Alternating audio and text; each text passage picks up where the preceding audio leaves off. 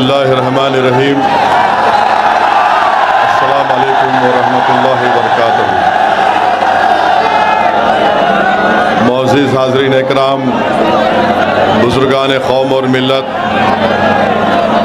मेरी इज़्ज़तदार माँ और बहनों, गयूर नौजवान साथियों, मैं आप तमाम का दिल की गहराइयों से शुक्रिया अदा करता हूँ कि आपने अपना कीमती वक्त निकाल कर आज सहारनपुर की इस मुबारक सरज़मीन पर जो उलमा, मशाइखीन और मुहद्दिसीन की सरज़मीन है, यहाँ पर आपने आकर हज़ारों की तादाद में मजलिस इत्तेहादुल मुस्लिमीन के एक जलसे को आपकी मौजूदगी से, आपकी दुआओं से आपने ना सिर्फ इसको कामयाब कर दिया, बल्कि आपकी मौजूदगी पूरी मगरबी यूपी को और उत्तर प्रदेश की हुकूमत को एक पैगाम देते हैं कि अब की बार इंशाअल्लाह ताला हम दरी नहीं बिछाएंगे, अपने नेता को बनाएंगे इंशाअल्लाह ताला।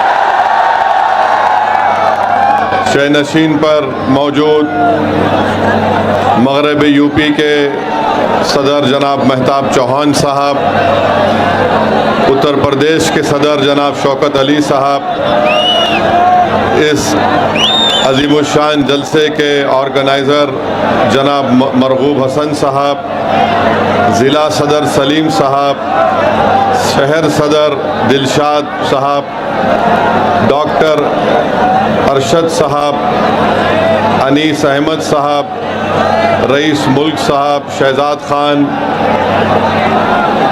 जनाब हरीश जाट, शोएब मंसूर साहब, साजिद हसन प्रधान साहब, मोहम्मद बिलाल साहब और मजलिस इत्तेहादुल मुस्लिमीन के तमाम ज़िम्मेदारान, मेरे अज़ीज़ दोस्तों और बुज़ुर्गों, आप जानते हैं कि मजलिस के जो मुखालिफीन हैं वो हमेशा एक झूठा इल्ज़ाम मजलिस इत्तेहादुल मुस्लिमीन पर लगाते हैं कि मजलिस इत्तेहादुल मुस्लिमीन एक फ़िरक़ा परस्त कम्युनल पार्टी है। मैं आपको ये बताना ज़रूरी समझता हूँ कि मजलिस इत्तेहादुल मुस्लिमीन कभी भी किसी समुदाय के ख़िलाफ़ थी, ना कभी रहेगी इंशाअल्लाह ताला। यकीनन जहाँ पर जुल्म होगा, जहाँ पर नाइंसाफ़ी होगी, जहाँ पर संविधान के मुताबिक हमको इज़्ज़त की निगाहों से नहीं देखा जाएगा, जहाँ पर हमारी इबादत गाहों को तोड़ने की कोशिशें की जाएंगी, जहाँ पर हमारी शरीयत में मदाखलत की बात होगी, तो यकीनन संविधान जिसको बाबा साहिब अम्बेडकर ने बनाया मुझे इस बात की इजाज़त देता है कि मैं अपने हक़ के लिए लड़ूं, मैं एहतजाज करूं और मैं अपनी बात को संविधान के दायरे में रहकर जनता के सामने रखूं।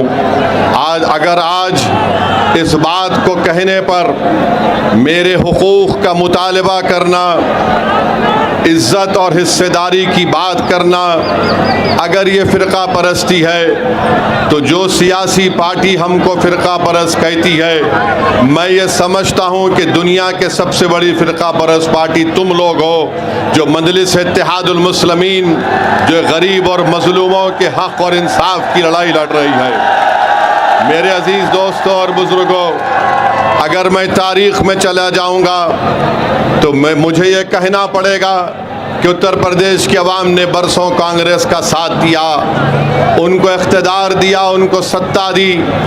आज बताओ, आज उत्तर प्रदेश में अगर मुस्लिम नौजवानों में सबसे ज़्यादा बेरोज़गारी है, अगर आज हम तालीम से दूर हैं, अगर आज हम जेलों में ज़्यादा हैं, तो इसका ज़िम्मेदार कौन है? इसका ज़िम्मेदार वो पार्टी है जिसको आपने वोट दिया था, हमारे बुज़ुर्गों ने ये वोट दिया था।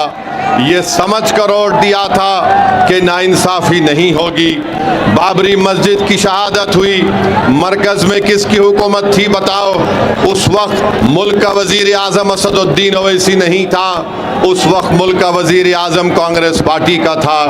हाशिमपुरा मलियाना का फसाद हुआ, कौन मुख्यमंत्री और प्रधानमंत्री थे बताओ, जो हमको आज फ़िरका परस्त कहते हैं। मेरे अजीज़ दोस्तों और बुज़ुर्गों, दूसरी तरफ आप देखते हैं कि मजलिस क्या पैगाम देती है।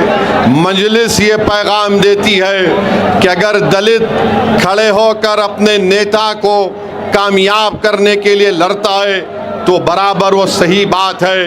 अगर उत्तर प्रदेश के मुख्यमंत्री को उनका ताल्लुक बीजेपी से है, मगर आज आप जानते हैं कि उत्तर प्रदेश में अगर किसी को फ़ायदा हो रहा है तो उस समुदाय को फ़ायदा हो रहा है जिसका अंग्रेज़ी में लफ्ज़ शुरू होता है कैपिटल टी से, उन्हीं को फ़ायदा पहुंच रहा है। अगर समाजवादी कहती है कि हम पीडीए की बात करते हैं, मगर पीडीए की बात करने वाले उनको तकलीफ उसी वक्त होती है जब मध्य प्रदेश का बीजेपी के मुख्यमंत्री पर अंग्रेजी अखबार ने लिख दिया कि इन्होंने उस जगह पर अपनी ज़मीन को ख़रीदा जहां पर मध्य प्रदेश की हुकूमत अपने डेवलपमेंट के प्रोजेक्ट्स को ला रही है। तो यही समाजवादी पार्टी के अध्यक्ष जनाब अखिलेश यादव साहब ने कह दिया कि बीजेपी एक यादव मुख्यमंत्री को हटाना चाहती है, वो फ़िरका परस्ती नहीं है। यही समाजवादी पार्टी जब वफ़्क़ का काला कानून नरेंद्र मोदी की हुकूमत पार्लियामेंट में बना रही थी, अखिलेश यादव की तकरीर आपके सामने है, सुन लीजिए यूट्यूब पे जाकर उन्होंने क्या कहा और क्या कहना चाहिए था। मेरे अजीज दोस्तों और बुजुर्गों, मुझे आप बताइए, अगर मैं संविधान के दायरे में खड़े होकर आज यहाँ पर कह रहा हूँ कि सहारनपुर में लकड़ी का काम मुतासिर हो गया और यहाँ से कारोबार जयपुर चला गया, तो क्या ये फ़िरका परस्ती है? क्या ये फ़िरका परस्ती है? बताओ, अगर सच्चाई को बयान करना फ़िरका परस्ती है तो खुदा की कसम अल्लाह जब तक मुझे ज़िंदा रखेगा मैं हक़ और सच को बयान करता रहूँगा। आप बताइए, एनकाउंटर होता है, बुलडोजर से घर को तोड़ा जाता है, कोई अपनी ज़बान को जुम्बिश नहीं देते, और जब हम कहते हैं तो कहते हैं कि माहौल को ख़राब करना चाहता है। अरे मेरे भाई, माहौल ख़राब जो कर रहा है, जो जुल्म कर रहा है, अगर जुल्म करने वाले को जालिम कहना फ़िरका परस्ती है तो तुम तैयार हो जाओ, हम रुकने वाले नहीं हैं, हम जालिम को जालिम बोलेंगे इंशाअल्लाह ताला। मेरे अजीज दोस्तों और बुजुर्गों, बिहार में पिछले साल चुनाव हुआ, मजलिस ने आरजेडी से कहा, कांग्रेस से कहा, हमारे अध्यक्ष अख्तरुल ईमान साहब ने खत लिखकर राजद के और कांग्रेस के नेताओं को लिखकर कहा कि हमसे समझौता कर लीजिए, हमको सिर्फ 6 सीट दीजिए, हम तुम्हारे साथ लड़ने को तैयार हैं। तो राजद और कांग्रेस के नेताओं ने कहा ये मजलिस फ़िरका परस्त पार्टी है, हम इनसे हाथ नहीं मिलाएंगे, इनसे बात नहीं करेंगे। आपको बताना ज़रूरी समझता हूं कि हमारे 4 विधायक को राजद और कांग्रेस ने तोड़ लिया, इसके बावजूद भी हमने कहा चलो बीजेपी को रोकना है बिहार में, हम तुमसे हाथ मिलाने को तैयार हैं, मगर इन्होंने इल्ज़ाम लगा दिया कि हम फ़िरका परस्त है। किसी कांग्रेस और राजद के नेता ने कहा कि ओवैसी जानता है कि हमारे बगैर नहीं जीत सकता, वो कमज़ोर है, इसीलिए वो हमसे हाथ मिलाना चाहता है।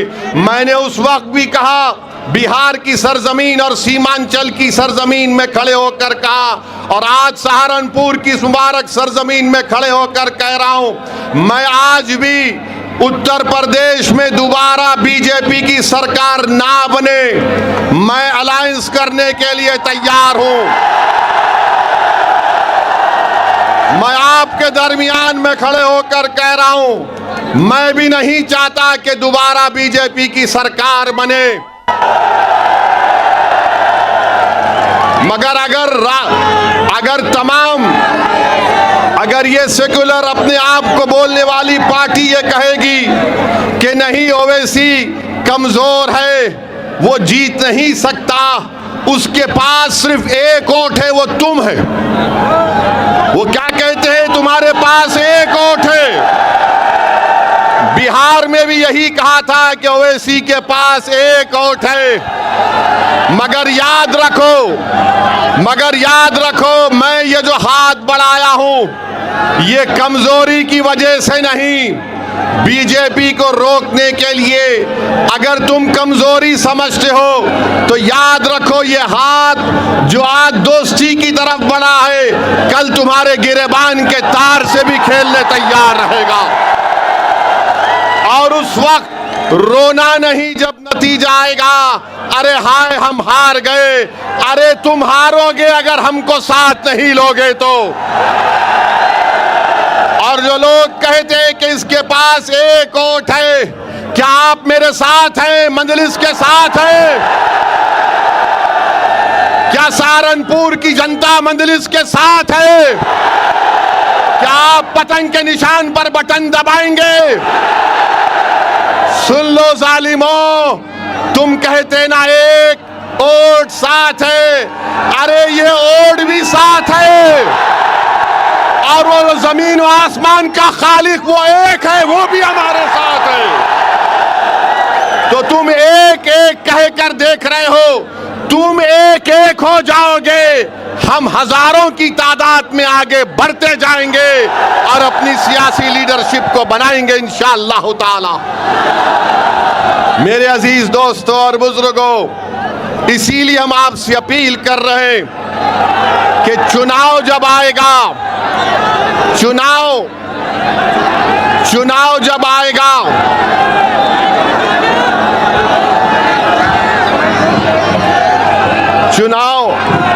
चुनाव जब आएगा, ये तमाम समाजवादी के लोग आपके पास आकर कहेंगे भैया को मुख्यमंत्री बनाना है। हम सत्ता में आ रहे हैं और हम सत्ता में आएंगे तो हम सब कुछ खत्म कर देंगे। मेरे भाई, 2014 में इलेक्शन हुआ, मोदी प्रधानमंत्री बन गए, भैया ने कुछ नहीं किया। 17 में विधानसभा का चुनाव हुआ, फिर आपसे कहा गया झूठ, सत्ता में आना है, फिर हार गए। फिर 19 में पार्लियामेंट का चुनाव हुआ, फिर कहा कि दिल्ली में सरकार बनाना है, फिर मोदी आ गए, आपको धोखा दे दिया गया। 22 में चुनाव आया तो बोले नहीं, अब हम सत्ता में कैसा भी आ गए हैं। फिर आपने वोट दिया और आपने देख लिया कि फिर आपके भरोसे को धोखा दिया। मैं आपसे एक अपील कर रहा हूं, यकीनन बीजेपी को हराना है इंशाअल्लाह ताला। मगर मेरे दोस्त, मेरे गयूर नौजवानों, मेरे बुजुर्गों, हमारे मुअज़्ज़िज़ उलमाए इकराम, मेरी आपसे एक दर्दमंदाना अपील है, हम कब तक अपने घर को अंधेरा करके अग़ियारों के घर में रोशनी लाएंगे? अपने घर में रोशनी लाओ, अपने घर को आबाद करो, अपने बेटे को नेता बनाओ, तभी जाकर हमको हमारा हिस्सा मिलेगा। वरना याद रखिए, अगर हम सिर्फ वोट डालने वाली मशीन बन जाएंगे तो फिर कभी नाइंसाफी नहीं हो सकती है। जो लोग आज मजलिस को फिरका परस्त कहते हैं, मुजफ्फरनगर का कांड, 50,000 मुसलमान बेघर हुए, कौन था मुख्यमंत्री? ओवैसी थे या अखिलेश थे? आप बताइए। हम पर इल्जाम लगाती हैं। तो मेरे अजीज दोस्तों और बुजुर्गों, मेरी आपसे गुजारिश है कि यकीनन इंशाअल्लाह ताला चुनाव से पहले गठबंधन होगा, अलायंस होगा। मजलिस जिसके साथ जाएगी इंशाअल्लाह ताला अल्लाह और आप उसको कामयाब और कामरान करेंगे। मेरे अजीज दोस्तों और बुजुर्गों, अब दूसरी बात, आपको आवाज आ रही है ना? बस काफी है, क्योंकि ये मेरी आवाज नहीं है, ये आपकी आवाज है, ये हमारे इत्तेहाद की आवाज है, जिससे सब दुश्मन डरते हैं और परेशान होते हैं। मेरे अजीज दोस्तों और बुजुर्गों, 12 साल से बीजेपी की सरकार है और हम देख रहे हैं कि पेपर पे पेपर लीक होते रहता है। पेपर लीक हुआ, उस वक्त कोई देशद्रोही का इल्जाम उन पर नहीं लगाया गया। मुझे अफसोस के साथ कहना पड़ता है कि हजारों लाखों परिवार के मासूम बच्चे जो गरीब परिवार से थे, आज वो परेशान हैं। कल नीट का रिजल्ट आया, मैं ऐसे नौजवान लड़के और लड़कियों को भी जानता हूं जो आज परेशान थे। उन्होंने कहा कि पहला एग्जाम हमने अच्छा लिखा, दूसरा इम्तिहान लिखने गए तो हमारे हौसले पस्त थे, हम बड़े परेशान थे। बताइए, इन मासूम बच्चों के ख्वाबों को चुकनाचूर किया जा रहा है, इसका जवाब कौन देगा? इसका जवाब कैसे मिलेगा? मेरे अजीज दोस्तों और बुजुर्गों, फिर आप देखते हैं कि वक्फ का काला कानून पार्लियामेंट में बनाया गया। उस कानून को जब बनाया जा रहा था, मैंने पुकार कर कहा कि मोदी की सरकार ये कानून मस्जिदों को छीनने के लिए बना रही है, दरगाहों और खानखाहों को छीनने के लिए बना रही है। आज आप देखते हैं कि संभल में मस्जिद को शहीद कर दिया गया, संभल में मस्जिद को शहीद कर दिया गया। और आज आप देखते हैं कि सहारनपुर में जो एक मस्जिद है, उसको नोटिस दी जा रही है कि 6 करोड़ जुर्माना भरो या 15 दिन में उसको शहीद कर दिया जाएगा। अरे ये मस्जिद सहारनपुर की 1955 में उत्तर प्रदेश के सुन्नी वक्फ में रजिस्टर है। बताओ आखिर ये किस बुनियाद पर उत्तर प्रदेश की बाबा की सरकार मस्जिद को तोड़ने की नोटिस देती है? क्या ये लोग नहीं जानते कि अगर कोई जगह 70 साल से उस जमीन पर हम हय्या अलस सलाह और हय्या अल फलाह की सदाएं दे रहे हैं, अगर 70 साल से जिस जगह पर हम अपने सजदे अदा कर रहे, तो सुप्रीम कोर्ट ने कहा वक्फ बाय यूजर, नया वक्फ बाय यूजर नहीं हो सकता मगर पुराना वक्फ बाय यूजर बरकरार रहेगा। तो नोटिस दी जा रही है। अफसोस होता है कि इतना जुल्म क्यों किया जा रहा है। ये अगर ये समझ रहे हैं कि मस्जिदों को निशाना बनाकर, मदरसों को बंद करके, हमारी वक्फ की जायदादों को छीनकर, हमारी यूनिवर्सिटियों को तोड़कर वो इस्लाम से हमको दूर कर देंगे, तो मैं इन लोगों से कहूँगा कि जब सोवियत यूनियन था ऐसा ही जुल्म हुआ, कम्युनिस्ट पार्टी खत्म हो गई, सोवियत यूनियन खत्म हो गया और मस्जिदें आज भी आबाद हैं। तो तुम जो आज जुल्म कर रहे हो, इंशाअल्लाह ताला तुम्हारी शिकस्त यकीनी है। तुम आज एक जुल्म, एक जालिम के तौर पर सामने बढ़ रहे हो। मेरे अजीज दोस्तों और बुजुर्गों, आज रामपुर में एक यूनिवर्सिटी को तोड़ने की नोटिस दे दी गई है। रामपुर में आप बताइए, क्या ये नहीं जानते कि उत्तर प्रदेश में कितने मुसलमान बच्चे ग्रेजुएट होते हैं? 19-20% मुसलमानों की आबादी, सिर्फ 4% मुसलमान ग्रेजुएट होता है और आज आप एक यूनिवर्सिटी को तोड़ना चाहते हैं। क्या ये नहीं जानते कि उत्तर प्रदेश में 15 साल के ऊपर लड़के, hello hello hello hello, Uttar Pradesh में 70% लड़के और लड़कियां 15 साल के ऊपर आज तालीम, प्राइमरी स्कूल की तालीम से महरूम हैं।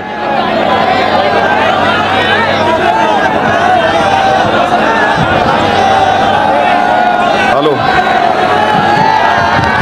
चलिए चलिए, अब काम चलाएंगे, कोई बात नहीं, काम चलेगा।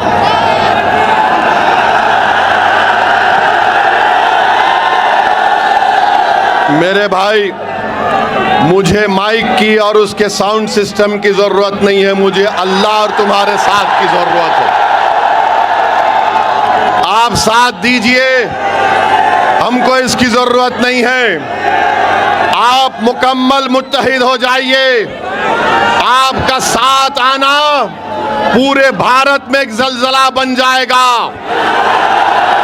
तुम्हारा इत्तेहाद की आवाज पूरी दुनिया में सुनाई देगी इंशाअल्लाह ताला। तो मैं आपसे कह रहा था कि मरकजी हुकूमत का डेटा है, सिर्फ 4% उत्तर प्रदेश के मुसलमान ग्रेजुएट होते हैं। 1834 यूनिवर्सिटी के टीचर हैं उत्तर प्रदेश में। कितने मुसलमान हैं? 55 मुसलमान हैं खाली यूनिवर्सिटी के टीचर।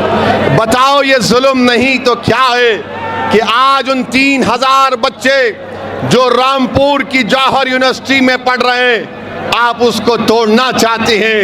ये बात लोगों के सामने आ गई कि मस्जिद को रोकना है जाने से, मदरसे में नहीं जाना इल्म हासिल करने के लिए, हिजाब नहीं पहनना, सर पे टोपी दाढ़ी नहीं रहना, कॉलेज जाकर तालीम हासिल नहीं करना। ये हुकूमत बीजेपी आरएसएस का एजेंडा ये है कि हमको हर दरवाजा हमारा बंद कर दिया जाए। याद रखो, तुम्हारा जुल्म है, वो इंशाअल्लाह ताला खत्म होकर रहेगा और अल्लाह इंशाअल्लाह उसको खत्म करेगा। मेरे अजीज दोस्तों और बुजुर्गों, अब आप बताइए कि किसी शायर ने अच्छा कहा, जुल्म फिर जुल्म है, बढ़ता है तो मिट जाता है, खून फिर खून है तो टपकेगा तो जम जाएगा बाबा, टपकेगा तो जम जाएगा। मेरे अजीज दोस्तों और बुजुर्गों, हर एतबार से हमको निशाना बनाने की कोशिशें की जा रही हैं।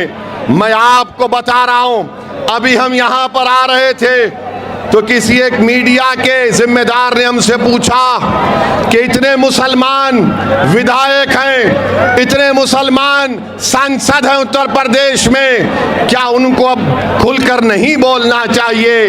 मैंने उनसे कहा, मुझे उनसे उम्मीद नहीं है। मैं यहाँ पर सहारनपुर और उत्तर प्रदेश और पूरे भारत में इसलिए जा रहा हूँ एक दीवाने की तरह कि मैं अपनी मौत से पहले इंशाअल्लाह ताला आपको नेता बनाऊंगा, अल्लाह आपको कायद बनाएगा।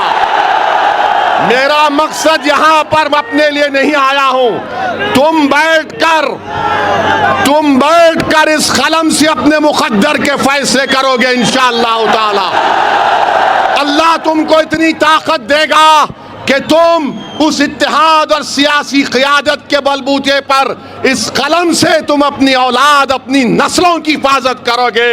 ये मजलिस इत्तेहादुल मुस्लिमीन का मकसद है। और कल मालूम हुआ कि आज संभल में उत्तर प्रदेश के मुख्यमंत्री अपने भाषण में ये कह दिए कि संभल के तुर्कों के बारे में उन्होंने बड़े ही गलत जुमले इस्तेमाल किए।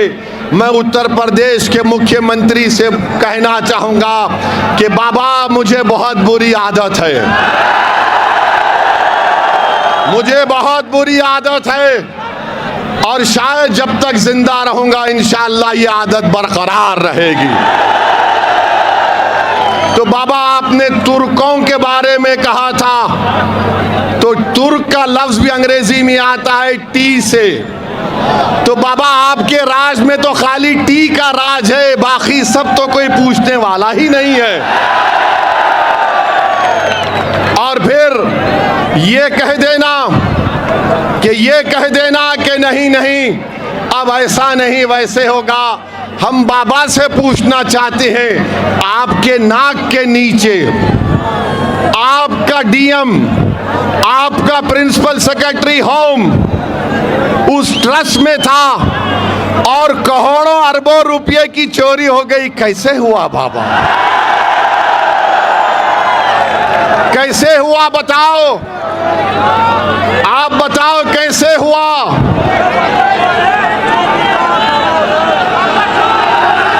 जोर से बोलो।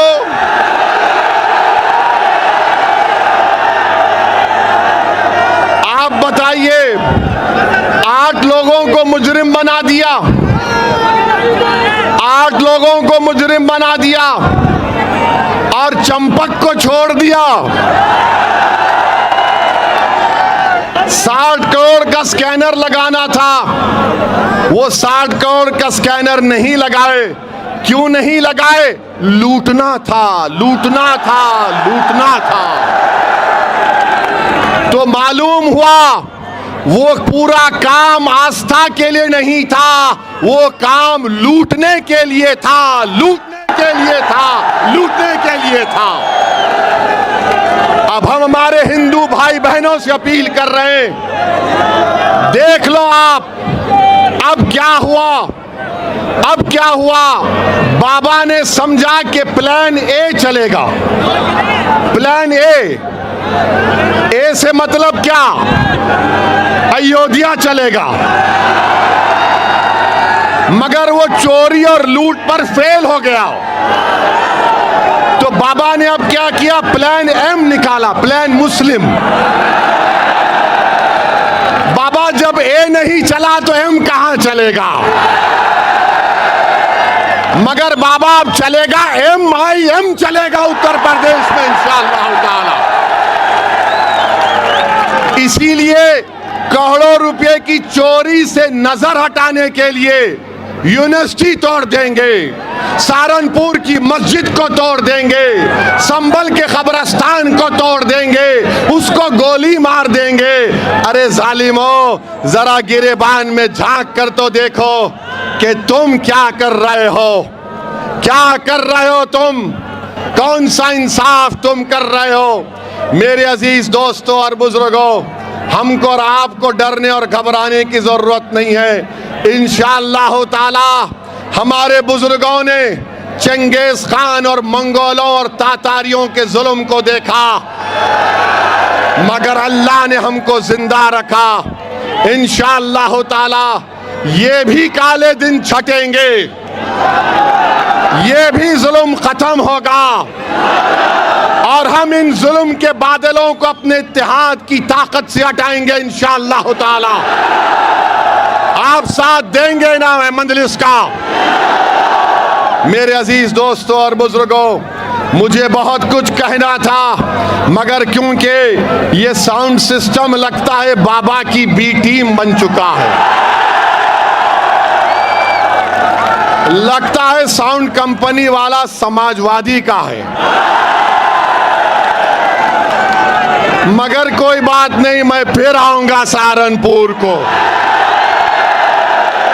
और अब साउंड सिस्टम की जरूरत नहीं रही, क्योंकि हर दिल में अल्लाह ने एक साउंड को पहुंचा दिया, आवाज को। और वो आवाज क्या है? इत्तेहाद, इत्तेहाद, इत्तेहाद, इत्तेहाद। मेरे अजीज दोस्तों और बुजुर्गों, आप तमाम का बेहद शुक्रिया कि आप इतनी तकलीफ उठाकर यहां पर आए। अच्छा, अपना सेल फोन का लाइट खोलिए, सेल फोन का लाइट खोलिए, ताकि बाबा को, कांग्रेस को, समाजवादी को ये मालूम हो जाए कि हम फिरका परस्त नहीं, हम इंसान परस्त हैं, हम हक परस्त हैं, हम इंसाफ परस्त हैं। लगाओ मेरे साथ नारा, नारे तकबीर, नारे तकबीर, नारे तकबीर। भारत जिंदाबाद, भारत जिंदाबाद, हमारा इत्तेहाद जिंदाबाद, हमारा इत्तेहाद जिंदाबाद। आप तमाम से गुजारिश है कि पुरअमन तरीके से अपने घर को रवाना होइए और दुआ करते रहिए अल्लाह से कि अल्लाह हमको गालिब करे और कामयाब करे। अस्सलाम वालेकुम व रहमतुल्लाहि व बरकातुहू।